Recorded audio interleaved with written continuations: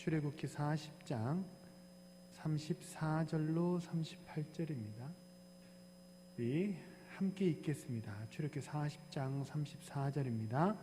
구름이 회막에 덮이고 여호와의 영광이 성막에 충만하매 모세가 회막에 들어갈 수 없었으니 이는 구름이 회막 위에 덮이고 여호와의 영광이 성막에 충만함이었으며 구름 성막 위에서 떠오를 때에는 이스라엘 자손이 그 모든 행진하는 길에 앞으로 나아갔고 구름이 떠오르지 않을 때에는 떠오르는 날까지 나아가지 아니하였으며 낮에는 여호와의 구름이 성막 위에 있고 밤에는 불이 그 구름 가운데 있음을 이스라엘의 온 족속이 그 모든 행진하는 길에서 그들의 눈으로 보았더라.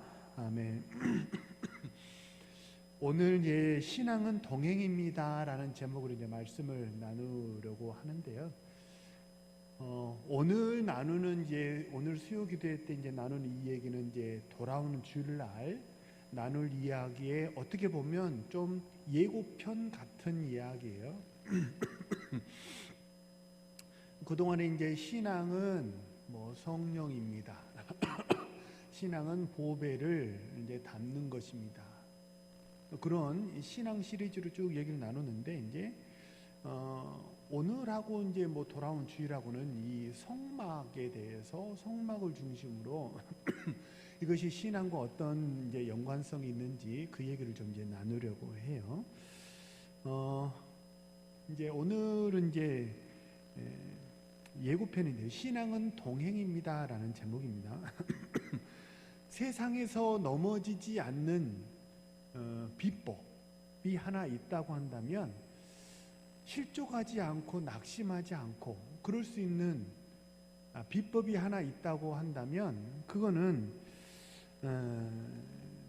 동행이에요. 하나님과 동행하는 거예요. 결론부터 말씀드리면 그것을 구약의 표현에서 뭐라고 얘기를 하냐면 율법과 성막이라고 얘기를 해요. 구약의 표현으로는 율법이고 성막입니다. 근데 이 똑같은 이야기를 신약에서는 뭐라고 얘기를 하냐면 율법은 말씀으로 바뀌어요. 그리고 성막은 무엇으로 바뀌냐면 성령의 임재로 바뀝니다. 그러니까 거꾸로 말하면 신약의 성령의 임재를 구약의 표현으로 말하면 뭐예요? 성막이요, 성막. 자, 이스라엘 백성들이 출애굽을 했습니다. 출애굽을 하고 혹시 출애굽한 지도를 혹시 보셨으면 머릿속으로 연상을 한번 해보시면 애굽에서 이렇게 홍해를 건너서 나온 다음에 시내산은 아래쪽에 있잖아요. 근데 그러지 않고 애굽에서 나와서 바로 한시 방향으로 가면 원래 거기 블레셋이 있지 않았습니까? 한시 방향에 그림이 그려지시죠? 한시 방향에 블레셋이 있고 이 블레셋은 원래 구브로에 살던 해적이라고 그랬잖아요.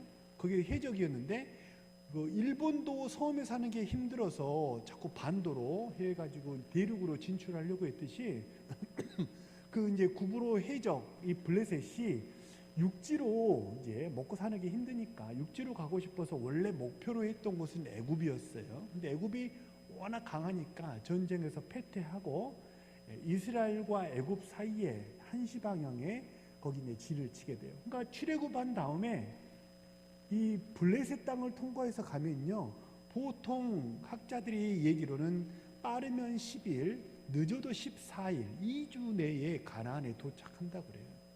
근데 하나님은 이렇게 블레셋 땅으로 통과하게 하지 않고 시내산으로 이렇게 우회하게 하셨잖아요. 왜 그랬을까요? 되게 혹시 그런 얘기 들어보셨어요? 되게 어떤 분들이 얘기를 하시기를 이스라엘이 출애굽하자마자 블레셋이라고 하는 강대한 적을 만나면 가나안으로 가기를 포기하고 애굽으로 회귀할 것을 염려해서 그래서 하나님이 이렇게 시내산 쪽으로 우회하게 하셨다. 그런 얘기 들어보셨죠? 되게 그렇게 말씀하시는 분들이 계세요. 자, 이게 이제 하나의, 왜냐하면 성경은 이것에 대해서 정확하게 이유를 설명하지 않으니까 이것을 하나의 가설이라고 생각하고, 이 가설이 맞으려면요, 그러면 어떻게 해야 되냐면, 만약에 블레셋이 강하기 때문에 우회하겠다라는 이 가설이 맞으려면 출애굽하는 여정에서 만나는 모든 대적들을 이스라엘은 우회해야 합니다. 그러면 블레셋이 강하니까 우회하겠다라는 이 가설이 맞죠. 왜냐하면 반복적인 패턴이 나타나니까. 그런데 출애굽하면서 이스라엘이 만났던 대적이 누가 있냐면 바산왕 옥이 있고, 바산과 아모리는 어디냐면요, 그 사해 오른쪽에 있는 나라들이거든요. 아모리 왕 시혼, 바산 왕 옥, 그리고 누구도 만났어요? 모압도 만났어요. 모압은 전통의 강자고 아모리는 신흥 강자예요. 그래서 아모리가 모압을 밀어내고 땅을, 요단강 이 바로 접경 지역을 차지한 민족이 아모리거든요. 그 아모리가 만만치 않은 부족이에요, 민족이에요. 그러면 이 블레셋을 우회하게 한 이유가 이들이 너무 강해서라고 한다면 그러면 어떻게 되냐면 아모리도 우회해야 되고, 바산도 우회해야 하고, 모압도 전쟁하지 않고 우회해야 맞습니다. 그러면 블레셋이 강하니까 우회하게 하셨다라는 이 가설이 성경적으로 입증이 되는 거죠. 근데 성경 해석의 원리가 뭐냐면요, 성경 해석의 가장 큰 원리는 성경 이쪽에서의 해석과 이쪽에서의 해석이 서로 충돌이 되면 안 돼요. 모순이 되면 안 돼요. 그러면 이거는 둘 중 하나는 해석을 잘못한 거예요. 무슨 말이냐면, 블레셋은 무서워서 강하니까 겁을 먹을까봐 그래서 우회하게 했는데, 그만큼 블레셋만큼은 아니어도 상당히 강력한 힘을 가졌던 아모리와 바산과 모압은요, 그냥 격파해버리거든요. 그냥 돌진해버려요.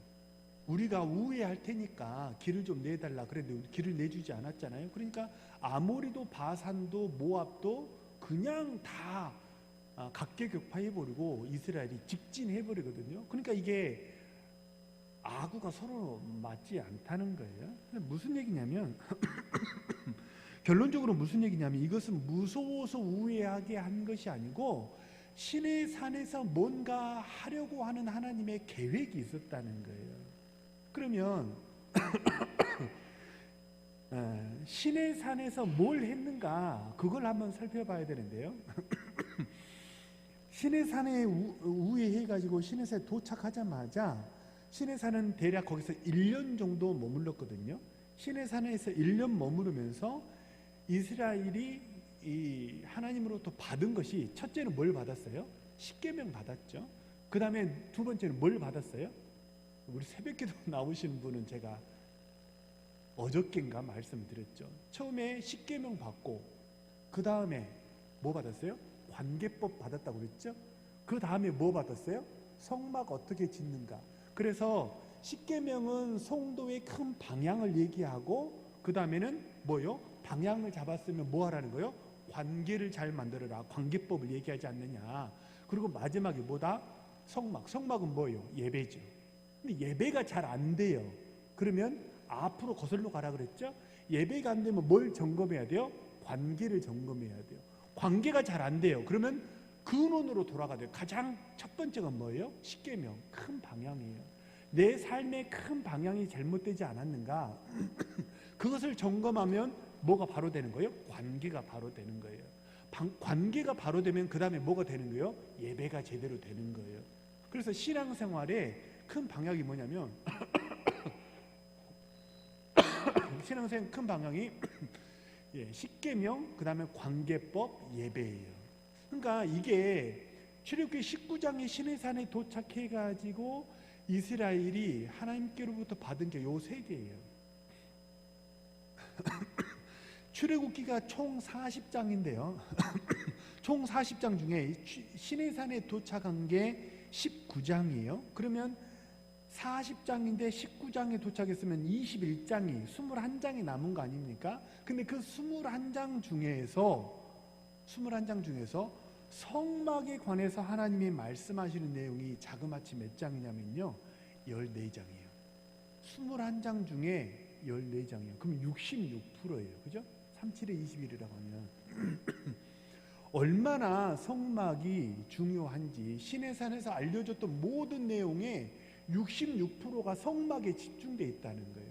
그러니까 성막이 얼마나 중요한지 아시겠죠? 성막이 뜻하는 건 뭐예요? 성막은 예배이면서 하나님과 동행이에요.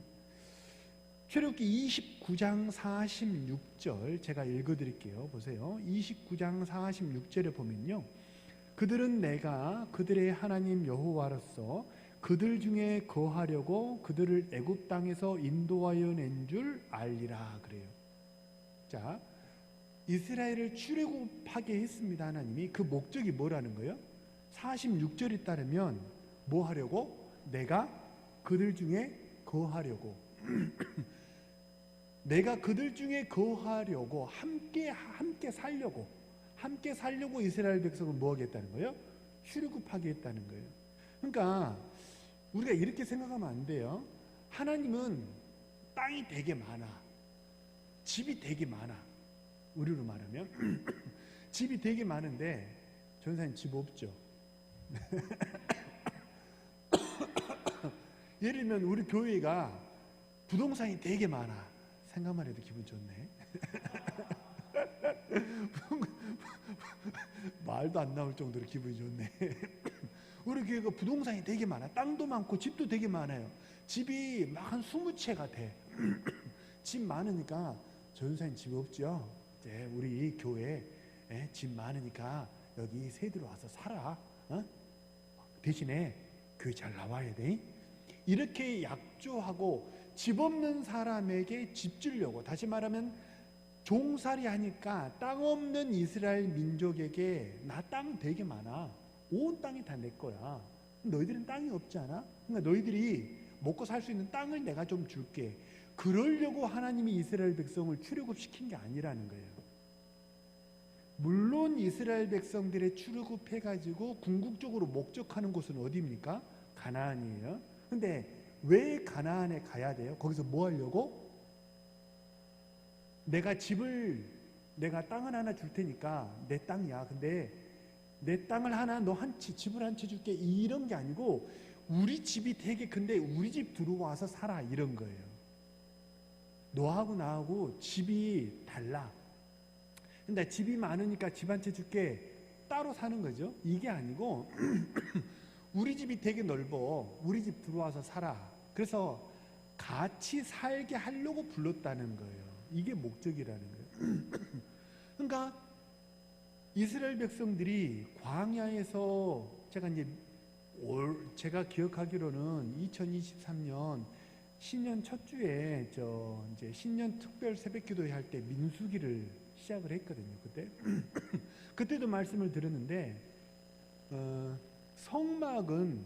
성막만 졸졸졸졸 이스라엘 백성들이 광야 40년 동안 따라다니잖아요. 그러니까 하나님이 광야 40년 동안 이스라엘 백성들에게 가르친 게 뭐냐면 하나님만 졸졸졸졸졸 따라다니는, 하나님 함께하는 그런 훈련을 하게 한 게 광야 40년이에요.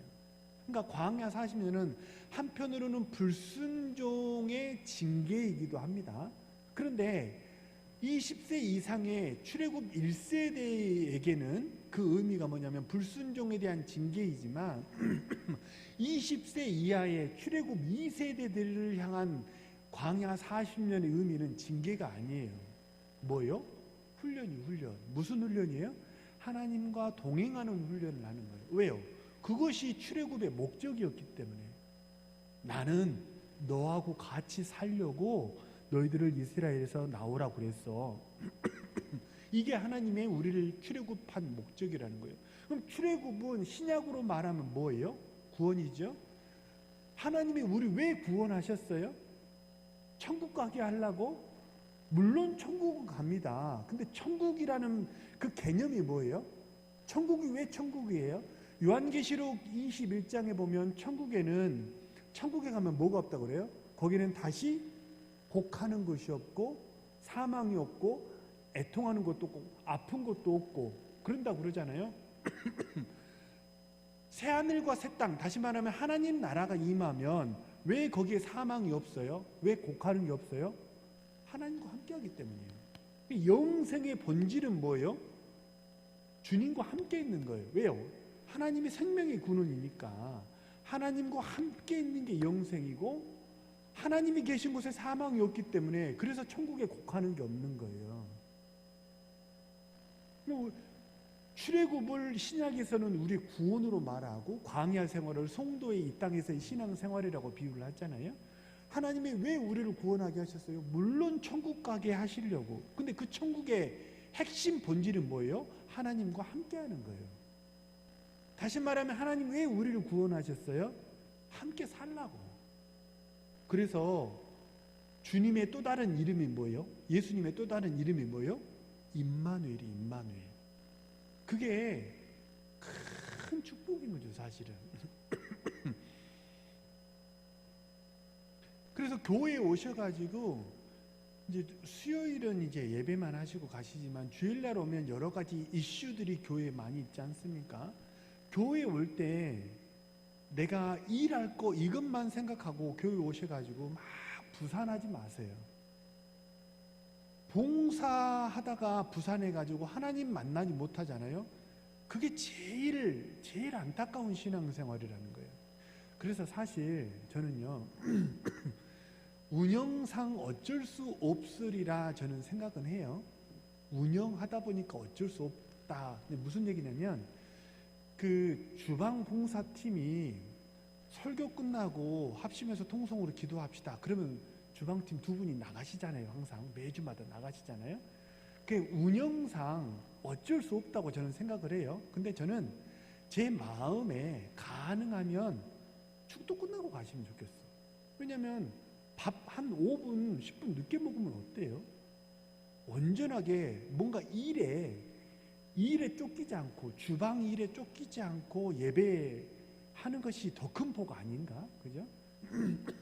그러니까 이게 사실은 참 그 사역자가 힘들어요. 그래서 제가 목사 안수 받을 때 그 같이 있었던 그 목사님이 저는 제 친정 아버지라고 부르거든요. 그러니까 저는 신앙은 선교단체에서 많이 배웠고 그 목사님이 저의 이제 목회는 그분에게 배웠어요. 좋은 리더십을 제가 많이 배웠어요, 그분에게.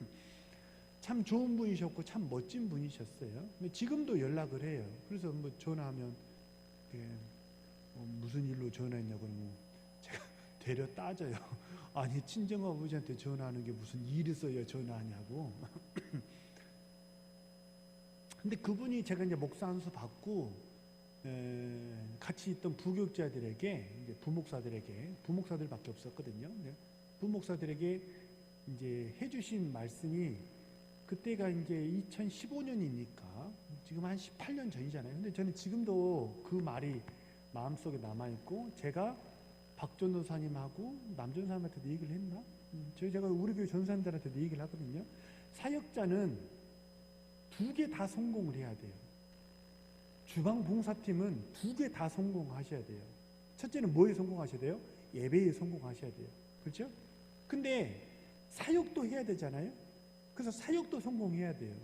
근데 봉사에 이슈가 없는 분들은 교회 오셔서 예배만 성공하면 돼요. 예배만 잘 들으면 돼요. 근데 사역하시는 분들은 혹간 어떤 일이 생기냐면 사역에 너무 몰입을 하면 그러면 예배를 성공하지 못해요. 그러면 부차적인 것 때문에 본질적인 것을 놓치게 되거든요.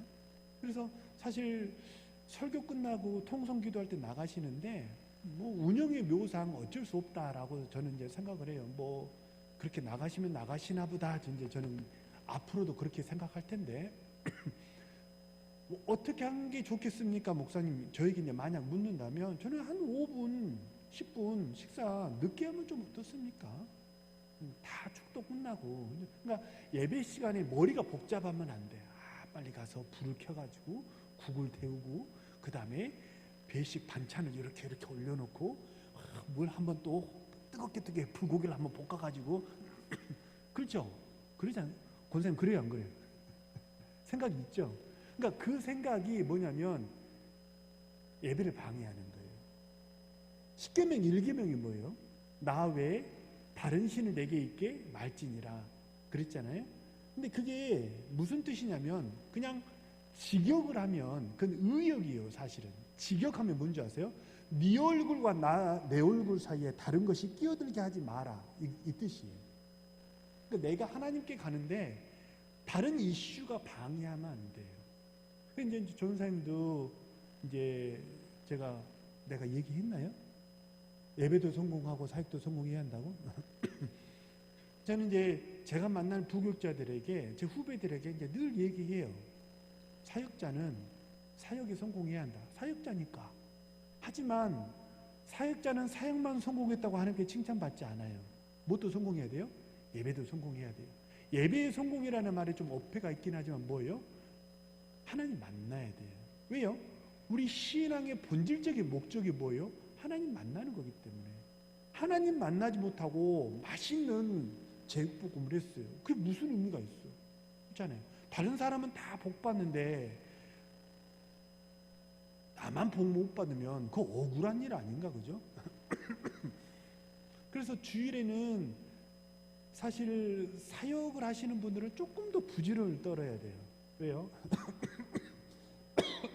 왜 부지런을 떨어야 되냐면 사역이 바쁘잖아요. 그러면 예배가 반드시 방해를 받으니까 충분히 사역이 온전히 잘 되도록 사전에 조치를 다 취해놔야 돼요.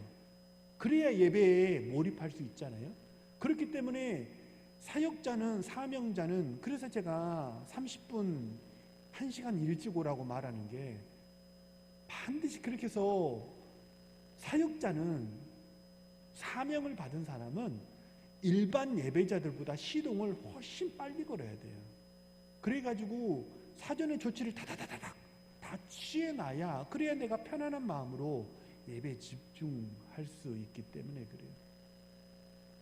여기 이제 되게 수요일은 직분 맡으신 분들이 많이 오시죠. 주일 오후나 수요일은 직분을 맡으신 분들이 많이 오는데 사역에도 성공하시기 바랍니다. 네. 가능하면 맛있는 점심 해주세요. 근데 뭐 또 하셔야 돼요? 예배 성공하셔야 돼요. 예배 시간에 그 설교 끝나고 나가시더라도 뭐 해야 돼요? 그 전까지는 뭐 해야 돼요? 운용의 묘상 어쩔 수 없이 그 시간에 나간다 하더라도 집중해야 돼요. 예배에 방해받으면 안 돼요. 불 켜고 뭐하고 막 복잡하면 안 돼요.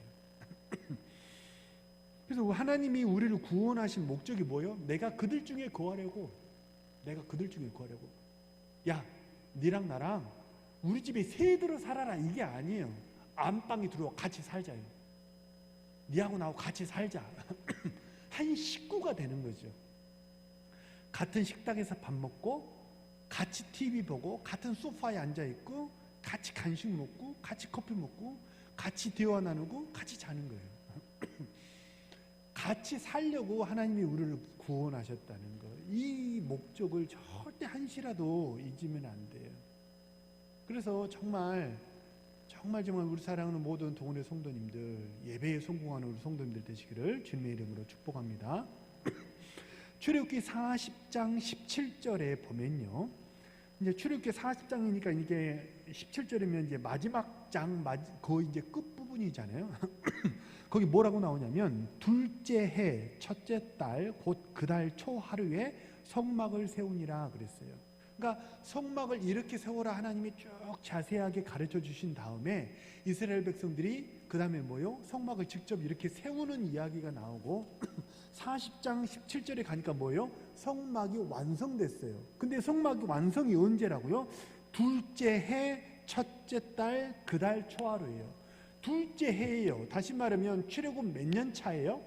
2년 차, 2년 차. 1년 차는 뭐 했다는 거예요? 신의 산에서 하나님께 세 가지 받았다는 거예요. 첫째가 뭐라고요? 십계명. 두 번째는 뭐예요? 관계법. 사람들과의 관계법. 십계명은 방향을 잡고 그 다음에 뭐예요? 관계를 맺고 그 다음에 뭐예요? 성막, 예배, 동행. 요게 신앙의 흐름이에요. 이게 전부예요, 사실은. 큰 하나님이 우리로 하여금 어떻게 세상을 살게 하시는가, 그게 십계명에 다 나타나 있어요. 십계명은, 율법은요, 삶의 방향이고 지표거든요. 돈보다 사람이라는 거예요. 그죠? 세상보다 하나님이라는 거예요. 방향을 잡고 그 방향 안에서 관계를 잘 맺고 그리고 예배하는 거예요. 근데 둘째, 첫째 딸 성막을 세웠다는 거예요. 그러니까 여기 출애굽 2년 차인데 보세요. 가나안에 들어가는 게 목적이라고 한다면 앞서 말씀드린 대로 그냥 블레셋을 격파하고 가버리면 돼요. 10일에서 14일이면 갈 수 있어요. 근데 시내산에서 가나안이 목적이라고 한다면 시내산에서 1년이나 머무를 이유가 있어요, 없어요? 없어요. 한 달 머무른 것도 길다고 해요. 수련회 한 달 해보세요. 그게 정말 짧은 기간이 아니죠. 근데 신앙 수련회를 시내산에서 얼마간 했다는 거예요? 1년 했다는 거예요. 1년 동안. 그러니까 황금 같은 시간 1년을 시내산에서 버린 이유가 뭐예요? 하나님과 동행하는 그 기초적인 환경을 만드는 게 가장 중요하기 때문에. 그죠? 방향을 잡고, 그리고 실제적으로 성막은 눈에 보이는 하나님이에요. 우리는 사실 눈에 하나님이 보이지 않죠. 근데 구약 시대의 성막은 뭐예요? 눈에 보이는 하나님이에요. 구름기둥, 불기둥이 눈에 보이는 하나님이에요. 하나님이 멈추면 있고, 구름기둥, 불기둥이 있으면 하나님이 임재에 계시는 거죠. 그러니까 하나님을 눈에 늘 보고 사는 거예요. 그전에는 뭘 보고 살았어요?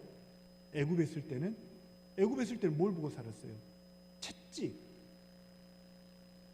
나를 감독하는 사람, 그 사람 눈치만 보고 살았잖아요. 다시 말하면 세상 눈치 보고 살았던 게 애굽의 삶이에요. 근데 출애굽한 다음에는 뭐 보고 살라는 거예요? 세상 눈치 보고 살지 말고 하나님 보고 살라는 거예요. 그거 연습하는 거예요. 청년을 대상으로 설문을 했대요. 인생의 전성기가 몇 살이라고 생각하십니까? 이렇게 물었대요. 인생의 전성기 몇 살이라고 생각하세요?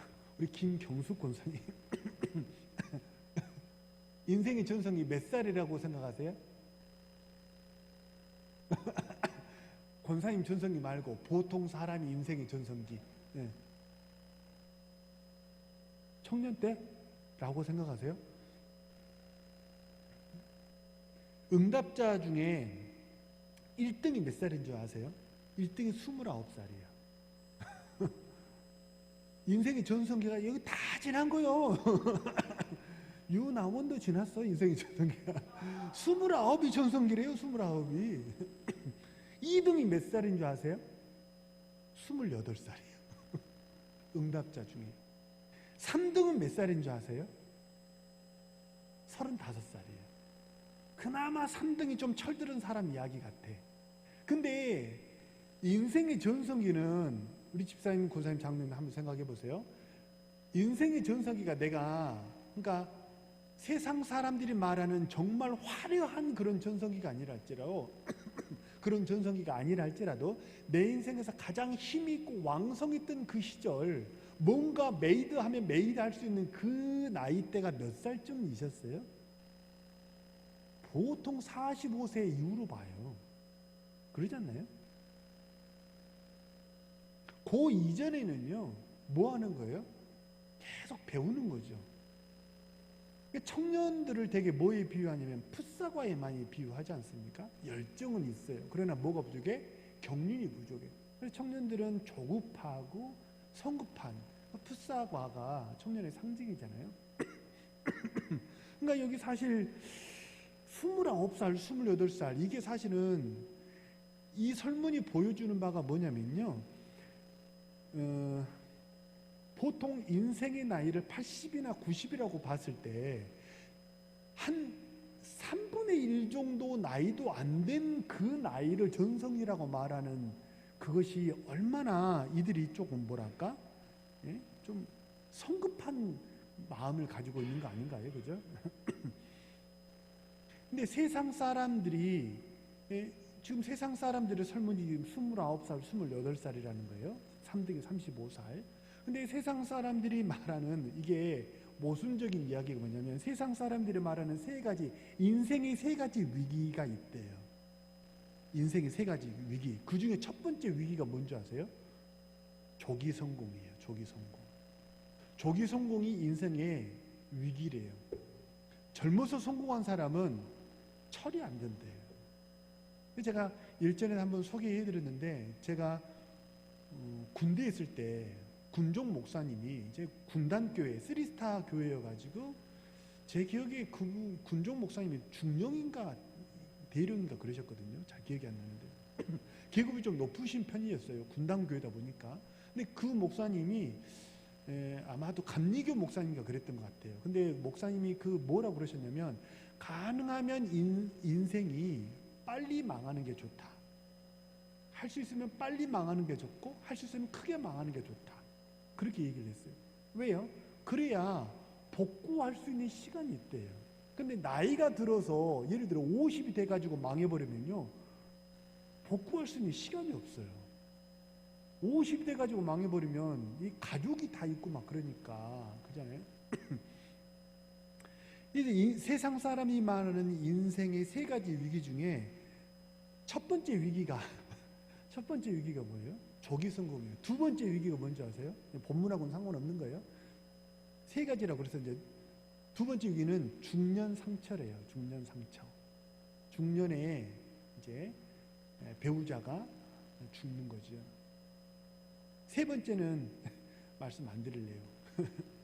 이 세 가지 위기가 있다는 거예요. 그 중에 첫 번째가 조기 성공이에요. 근데 청년들은 뭐라고 생각해요? 인생의 전성기가 29이라고. 그러니까 그때쯤 성공을 이미 결판이 난다고 생각하잖아요. 그러니까 얼마나 급하냐는 거예요. 근데 진짜 우리 사람이 뭔가 깨닫고 뭔가 알게 되는 것은요, 사실 내가 뭔가 기술을 막 배우고 돈을 막 벌고, 사실 그게 성공이 아니지 않나요? 돈을 막 벌고 기술을 배우고 그게 아니고 사람들을 다스리고 아우르는 법, 그죠? 사람들하고 어울리는 법을 알고, 사람들을 아우르는 법을 알고, 그죠? 어울리는 법을 알고, 이런 게 사실은 더 무르익고 맛있는 과일의 맛 아닌가요? 그죠? 교회도 마찬가지입니다. 빨리빨리 성공하는 교회가 좋은 교회가 아니에요. 우리 코리아는 특히나 빨리빨리 문화가 강하잖아요. 그래서 개척해가지고 빨리 성공하면 저 목사님은 능력이 있는 거예요. 그렇게 생각을 하잖아요. 성경은 그렇게 말한 적이 없어요. 어떤 교회가 좋은 교회예요? 하나님과 동행, 성도들로 하여금 하나님과 동행하게 하도록 하는 교회가 좋은 교회인 줄로 믿습니다. 어떤 성도가 믿음이 제일 좋은 사람이에요? 하나님과 동행하는 성도가, 그죠? 이것저것 일을 많이 하는 성도가 아니고, 그 사람을 보면 하나님과 동행하는 것 같아. 그죠? 그 사람을 보면 하나님 냄새가 나. 저는 그 성도가 가장 신앙생활 잘하는 성도라고 생각을 해요. 바라고 소망합니다. 우리 사랑하는 모든 성도님들, 하나님과 늘 동행하는 성도님들 되시기를 축복합니다. 홍콩의 최고 부자가 혹시 누군지 아세요? 저도 몰랐어요. 이제 설교 준비하다가 이제 조사해서 알게 된 건데, 홍콩의 최고 부자, 몇 년 전까지만 해도 혹시 들어보셨나요? 리카싱이라고 들어보셨어요? 우리 한글말로는 이가성이에요. 이가성. 리카싱. 이 사람이 홍콩 증시의 30%를 갖고 있대요. 홍콩 증시의 30%를 갖고 있고요. 이 사람이 가지고 있는 부동산은요, 이루 말로 헤아릴 수 없을 정도로 부동산이 많대요. 홍콩이 최고 부자래요. 홍콩의 최고 부자가 아니라 이 사람은 전 세계의 몇 대 부자에 꼽히는 사람이라고 해요. 그런데 이 이가성에 30년 운전수가 있었대요.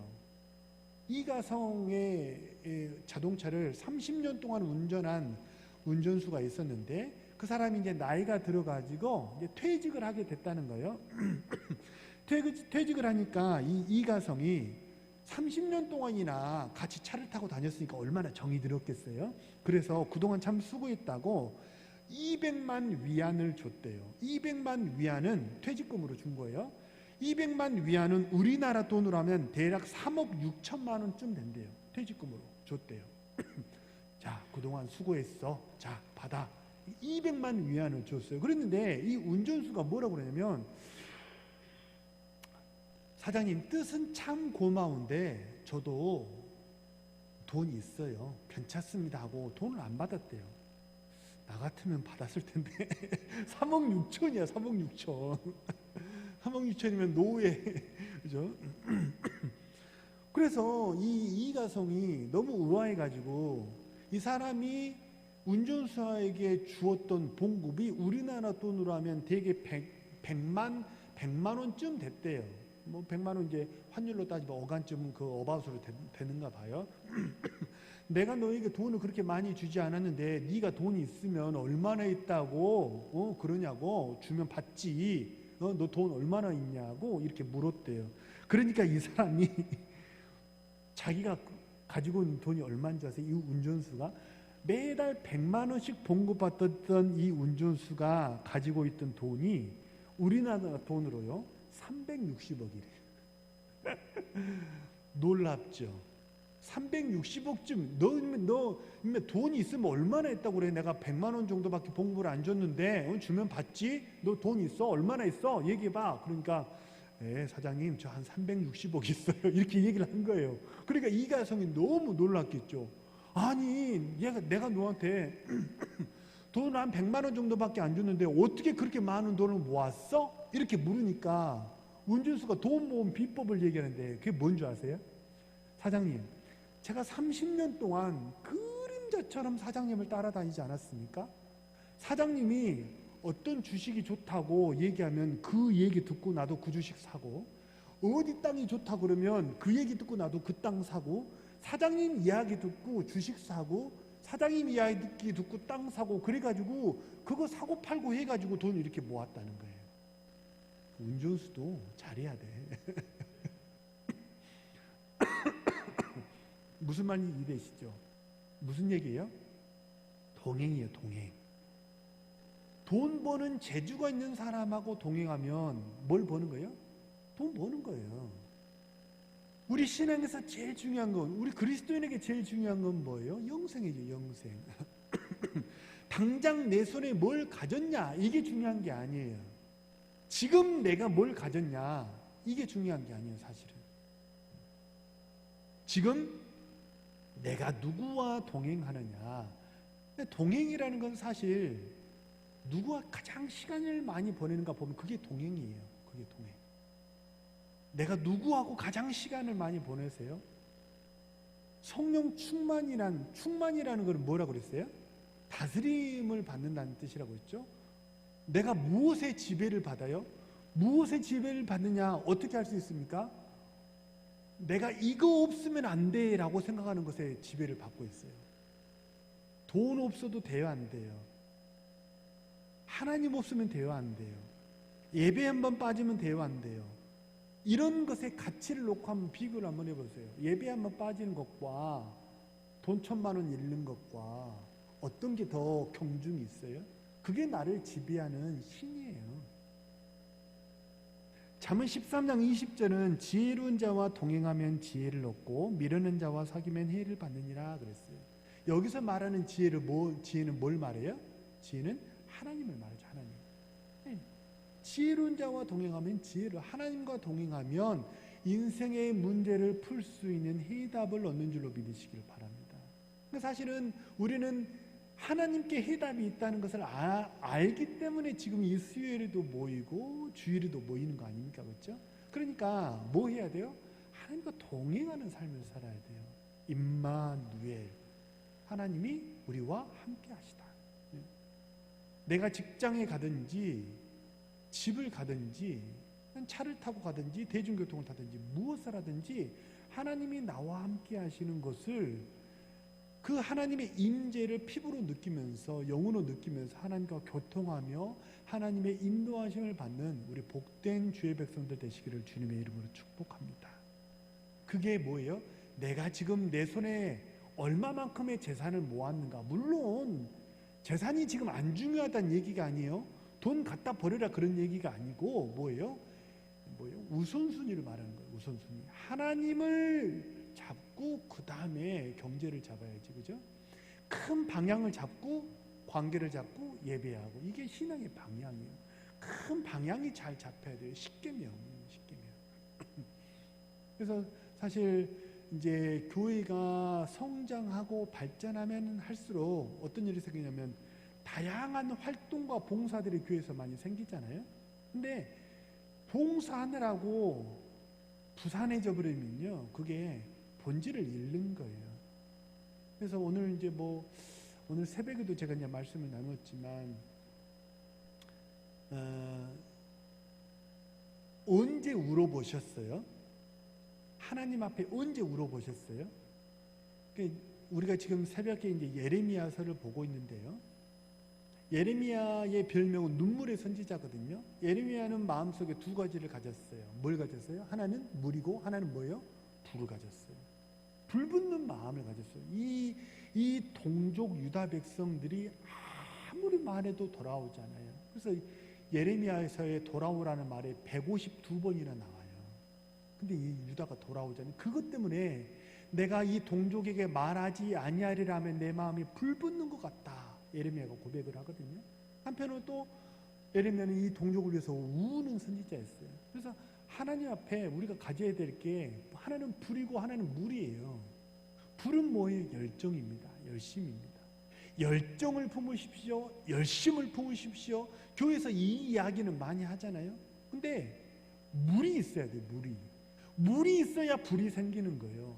하나님 앞에 애통하는 마음이 있어야 돼요. 하나님, 한편으로는 감사가 있죠. 감사 때문에 흘리는 눈물이, 하나님, 나 같은 죄인 구원해 주셔서 감사합니다. 그 감사의 눈물이 있어야 돼요. 한편으로 또 뭐예요? 애통의 눈물이 있어야 돼요. 하나님, 내가 하나님 뜻대로 살지 못했어요. 그래서 우리 마음에 하나는 불이 있고 하나는 물이 있어야 돼요. 그게 참된 예배자의 모습이라는 거예요. 불을 회복하시고 물을 회복하시는 우리 성도님들 되시길 바랍니다. 신앙에서 가장 중요한 건 하나님과 동행이에요. 불을 품고 물을 품고 심령에 성막을 품고 하나님을 품고 언제나 하나님과 동행하는 삶을 사는 우리 신실한 주의 백성 되시기를 주님의 이름으로 축복합니다.